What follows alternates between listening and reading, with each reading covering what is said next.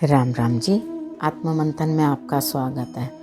अब हम नव वर्ष के लिए धनु राशि की बात कर लेते हैं। उनके टैरो कार्ड रीडिंग आपको बता देती हूँ कैसी रहेगी। जनवरी में वो अपने आप को किसी चीज़ में स्टक फील करेंगे, जैसे कहीं फंस गए हों और निकल नहीं पा रहे हों।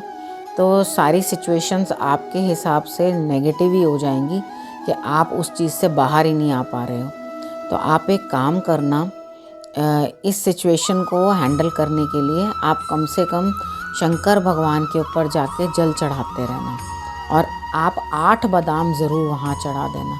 जब आप 8 बादाम चढ़ा दोगे तो आपको इस सिचुएशन से आप अपने आप को बाहर निकलते हुए फील करोगे। और जनवरी के ही मंथ के अंदर आप कम से कम जिन लोगों को दिखाई नहीं देता, जो ब्लाइंड होते हैं, उनको आप कुछ खाने के लिए दे दें।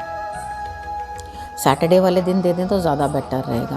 अब हम फरवरी की बात कर लेते हैं। अब फरवरी के अंदर आपको अकेले ही काफ़ी हार्ड वर्क करना पड़ेगा। मतलब आपको अच्छा भी नहीं लगेगा, आपको लगेगा बहुत स्ट्रगल है, बहुत परेशानी है, लेकिन करना तो पड़ेगा फरवरी के अंदर आपको ये काम। और उसके बाद आप एक काम करना कि आप तुलसी को या पीपल को, दोनों में से किसी एक पौधे को आप सींचते रहना इस समय में, तो आपको अच्छा फल मिलेगा। यानी कि आपको जो परेशानियां आ रही हैं उससे आपको निजात मिल जाएगा। अब हम मार्च की बात कर लेते हैं।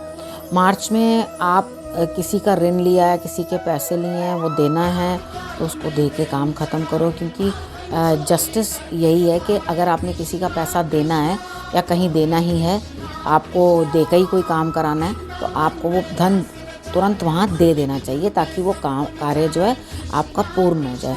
यही अपने आप में बहुत बड़ा उपाय है कि आप किसी का ऋण लिया हुआ तो ऋण उतार दो। तो वो बहुत अच्छा कार्ड इस चीज़ के लिए दिखाई देता है कि गिव द मनी बैक। अच्छा, उसके बाद हम अप्रैल की बात करते हैं। अप्रैल में आपका दिल दुखी हो सकता है, परेशान हो सकते हो, आपको लगेगा कि कुछ भी, मतलब आपको हार्ट ब्रेकिंग कार्ड आता है कि आपका जो है मे बी अफेयर हो, कोई कुछ हो, वहाँ पे आपका दिल टूट सकता है, जहाँ आपको दिक्कत महसूस होती है वो भी हो सकता है। तो आप परेशान रहेंगे। तो इस परेशानी को दूर करने के लिए आप गाय को कम से कम 3 किलो टमाटर खिला दें। अगर नहीं हो सके तो आप 3 भी ले सकते हैं। उन्हें आप नाइफ से कट करके तो आप गाय को खिला दें।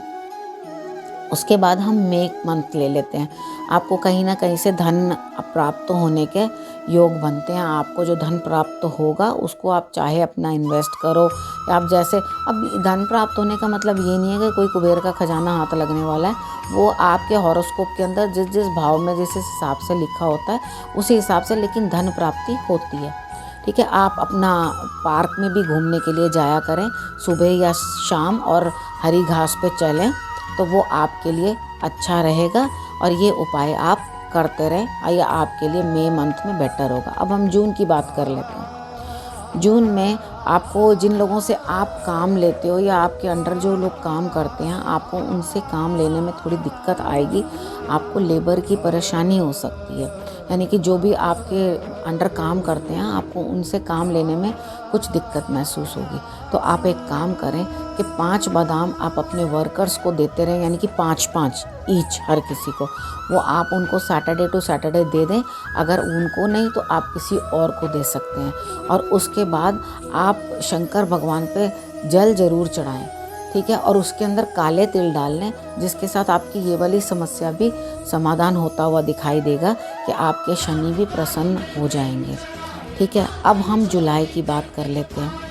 जुलाई में भी अगर आपको कुछ अचीवमेंट हुई है या कुछ मिला है तो वो फेवर्ड नहीं है, किसी ने आपको फेवर नहीं किया। आपने उस चीज़ के लिए काफ़ी मशक्क़त की है, मेहनत की है, हार्डवर्क किया है, कि जिसके कारण आपको ये चीज़ प्राप्त हो रही है। तो इस चीज़ की आप खुशी मनाइए कि आपको वो चीज़ प्राप्त हो चुकी, ठीक, वो जुलाई में हो जाएगी।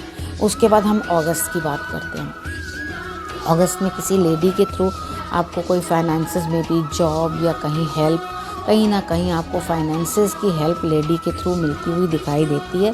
और आप किसी भी देवी, माता रानी हो, मंदिर में आप चले जाएं, उनको आप रेड कलर का फ्लावर या येलो कलर का फ्लावर आप उनको चढ़ा सकते हैं। या आप रेड कलर का फ्लावर ले लो, फ्रूट ले लो और पीले रंग का लड्डू ले लो, आप ये दोनों चीज़ें आप उनको माता रानी को चढ़ा सकते हो। जब आप ये चढ़ाओगे तो आपको अगस्त मंथ के अंदर जो फ्रूट मिलना है वो भी और बेटर मिलेगा।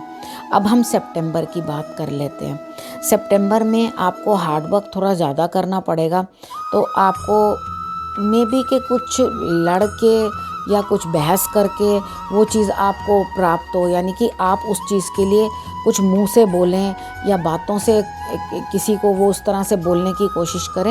लेकिन इधर भी सितंबर के मंथ में भी आपका काम बनता हुआ दिखाई देता है। हार्ड वर्क ज़्यादा है, लेकिन आपको अकेले मेहनत करनी होगी और आप इस चीज़ को, मेहनत को पूर्ण करने के लिए केसर का तिलक, इस फिंगर से आप केसर का तिलक ज़रूर अपने माथे पर लगाएं और सूर्य की आराधना करते जाएं, तो आपका ये काम भी पूर्ण हो जाएगा।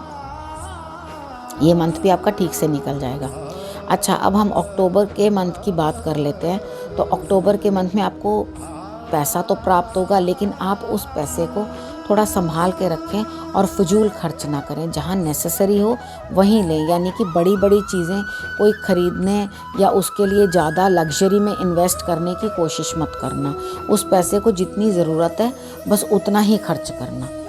उसके बाद हम नवंबर मंथ की बात करते हैं। तो नवंबर मंथ में आपकी आर्ग्यूमेंट या किसी के साथ कोई बहस बनती है, तो आप एकदम, अगर आपको कुछ ऐसा फील हो कि हाँ मैं ये जो बात कर रही हूँ ये बात बिगड़ सकती है या आगे सिचुएशन अलग मोड़ ले सकती है, या ये बात जो हम कर रहे हैं वही मेरे अगेंस्ट होती चली जा रही है, तो आप 5 दूर्बा लेके गणेश जी को चढ़ाना बिल्कुल ना भूलना।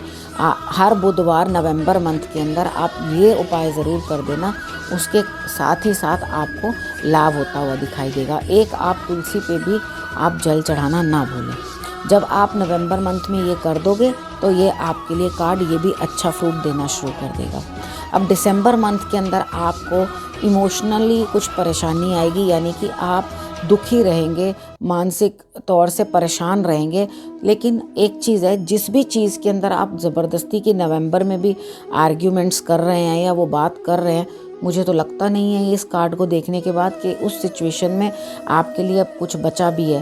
तो वो आप उस सिचुएशन को छोड़ दो और उसके अंदर कुछ नहीं रखा और कुछ और अपने लिए बेटर ऑप्शन देखो, वो ज़्यादा बेटर होगा। मे बी वो कोई एक टूटा हुआ रिश्ता हो सकता है, मे बी वो एक जॉब हो सकती है, या इस तरह से बच्चे की स्टडी के अंदर कोर्स हो सकता है, या कुछ भी हो सकता है। तो दिसंबर मंथ के अंदर आप इस चीज़ का ध्यान ज़रूर रखना। इसी के साथ मैं धनु राशि वालों के लिए बहुत बहुत शुभकामनाएं अपनी देती हूँ नववर्ष की। आपको बहुत बहुत मुबारक हो। नमस्कार।